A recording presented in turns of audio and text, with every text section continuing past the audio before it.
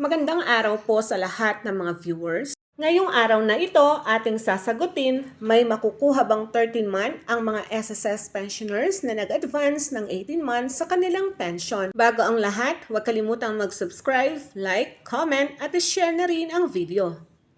Meron ba talagang makukuha ang isang SSS pensioners na nag-advance ng 18 months sa kanilang pension? Ang sagot po ay may makukuha pa rin na 13 months. Halimbawa, kung ang pensioners ay nag-advance ng 18 months at ito ay tapos o magtatapos ngayong 2024 at nagsimula na ang pensyon, makukuha ang 13 months sa darating na December 2024.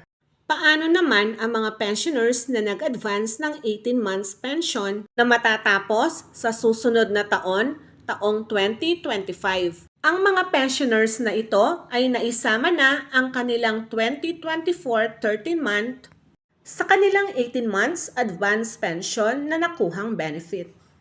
Narito ang isang katanungan ng isang SSS pensioner. Ask ko lang po, nakakuha po ako ng 18-month noong January 2024. May makukuha kaya akong bonus ngayong December?